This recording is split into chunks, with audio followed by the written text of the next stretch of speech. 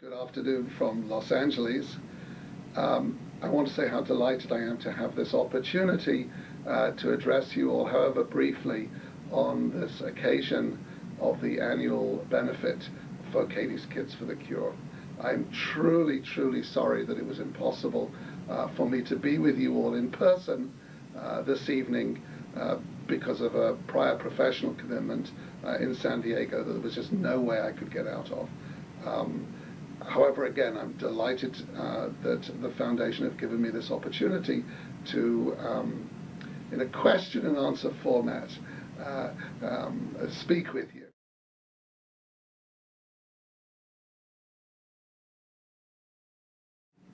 Katie's Kids has successfully been funding the kind of innovative laboratory research in the treatment of children with brain cancer.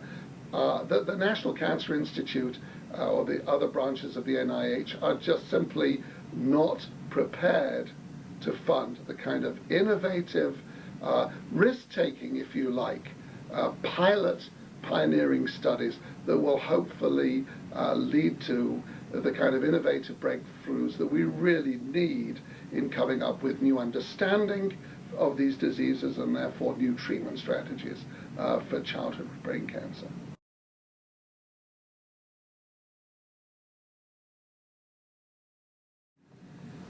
Well, I'll answer that question for you as somebody who is not a basic scientist, although many, many years ago I did work in the research laboratory and loved it very much.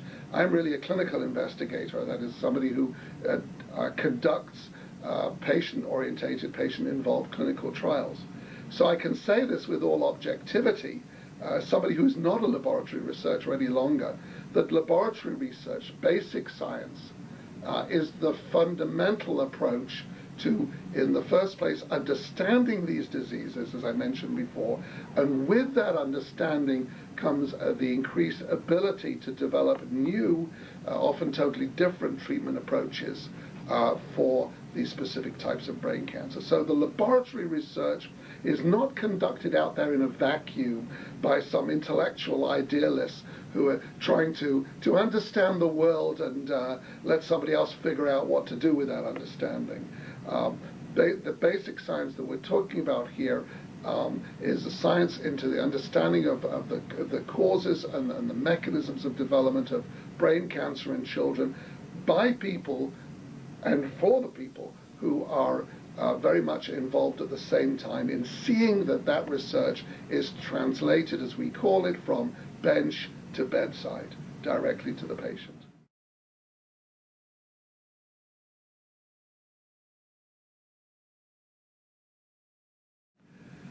Well, unfortunately, we're living in an environment economically that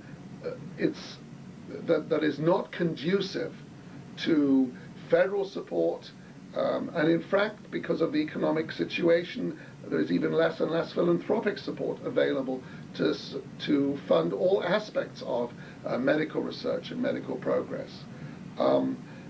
There are a small number of philanthropic foundations like Katie's Kids, no more than 4 in North America, that have made it their commitment to raise funds and to support the conduct of, as I mentioned before, innovative, creative, perhaps risk-taking research to try and make a difference in the treatment of children with brain tumors. And in the number of years that Katie's Kids have been funding, almost on an annual basis, some of the people and some of the programs that they've funded have been some of the leading institutions in North America. Toronto Sick Kids, for example, the MD Anderson Cancer Center, for example. The work that they have already successfully funded would not have been possible had it not been for the funding of that work by Katie's Kids.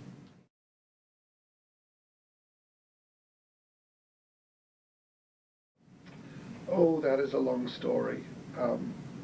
I was truly honored to have known Katie for many years and been involved intermittently in managing her fight, her personal battle, the battle that she shared so valiantly with her parents and family for many years.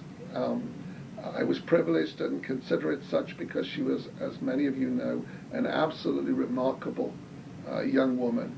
And I can't remember which philosopher it was that said that nothing so much marks the personality and the strength and the power of an individual than the way in which they confront their mortality.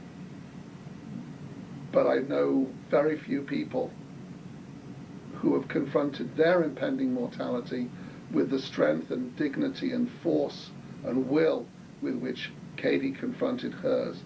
As many of you are aware, it was through her own efforts in the last year of her life that Katie's Kids for the Cure was established with tremendous initial philanthropic support through her own energies.